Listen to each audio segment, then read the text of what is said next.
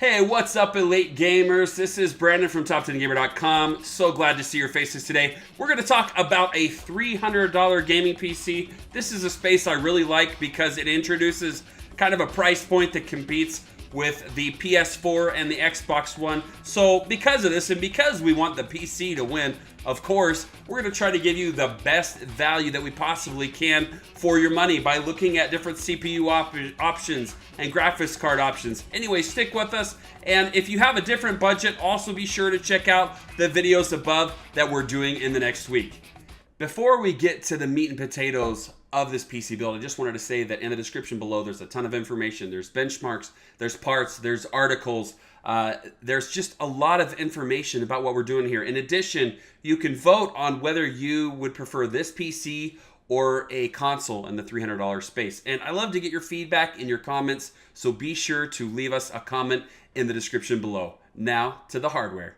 All right, let's jump into the build. And the first thing that we want to do is compare processors. And at this level, at $300 price point, you're going to have around $70 to spend on a gaming PC. And I don't have both of these processors in front of me. Sometimes you'll see me do live builds or builds for videos and things like that where I have all the parts. I've had access to a lot of these parts, but you know what? I can't keep them in stock. We don't have the money as a website to keep all of these parts in stock in front of here and do our tests on everything else. So what I like to do is go to a variety of websites and do some comparisons and pick the article that I like the most for a comparison. And for this processor, I like this article from TechSpot. And you'll see I do this across all of my videos. This article from TechSpot really compares the X4 860K and the Pentium G3258, the two processors that you're going to be looking at in the $70 price point, with the G3258 having the faster single-threaded performance, while the X4 860K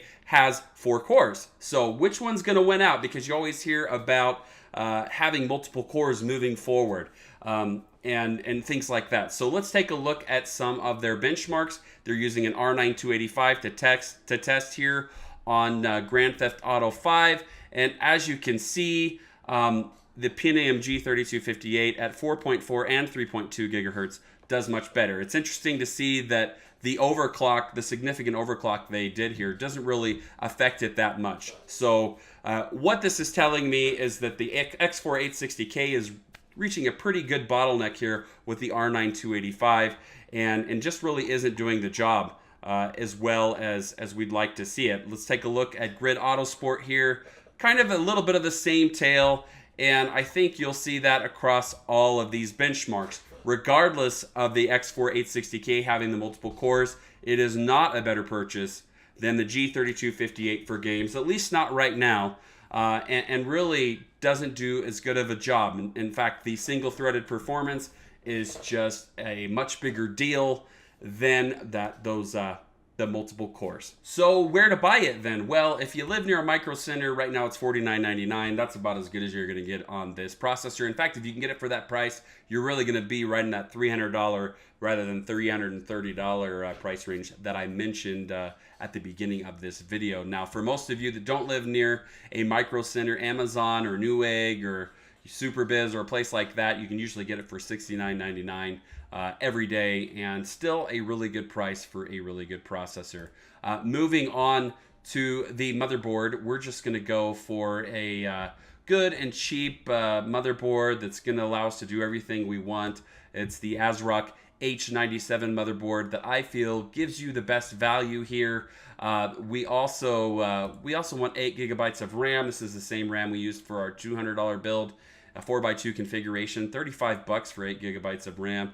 And you know what, DDR4, with DDR4 out and everything, you can see DDR3 prices continue to drop, and that's a really, really pretty nice thing for every gamer out there that's on a budget. You can now get 8 gigabytes of RAM for around $30. All right, on to another crucial part for this build. We're going to take a look at graphics card. Really, you have about $100 to spend. So you're either going with the GTX 750 Ti or the R7 360. Now, Digital Foundry did a video on this, and I'll put this in the description below, where they do an awesome comparison. They use an i3 and an i7, and they compare the R7 360 to the 750 Ti.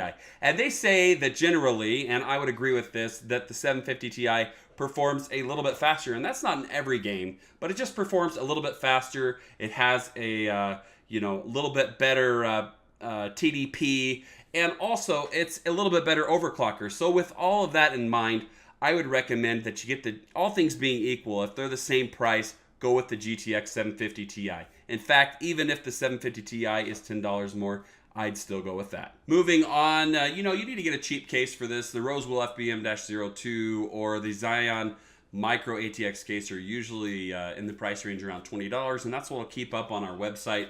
But I just noticed this great deal on Newegg. It's the Thermaltake Versa H21. Thing comes with a couple fans, normally $45. It's $50 right now on Amazon, so you can get it for $25 after a $20 rebate card on Newegg. That's assuming that you like and want to use Newegg.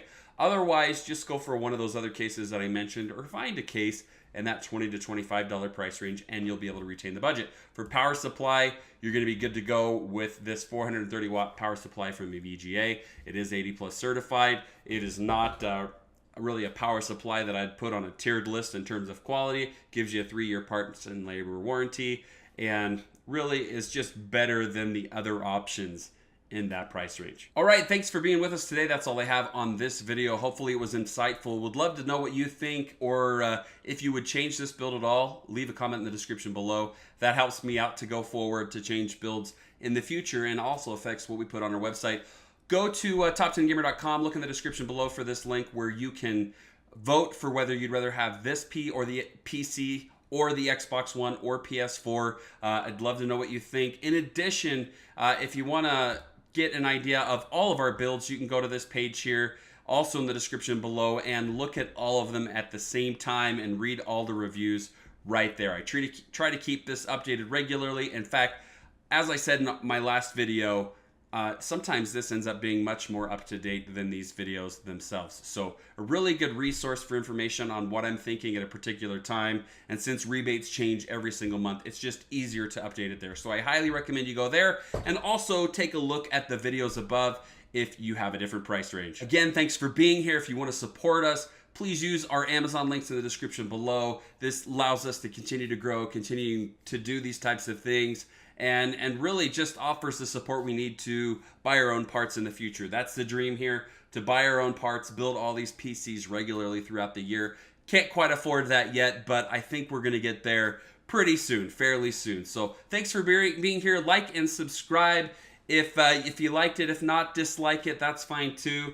Ask me any question that you have in the description below, and we'll see you next time.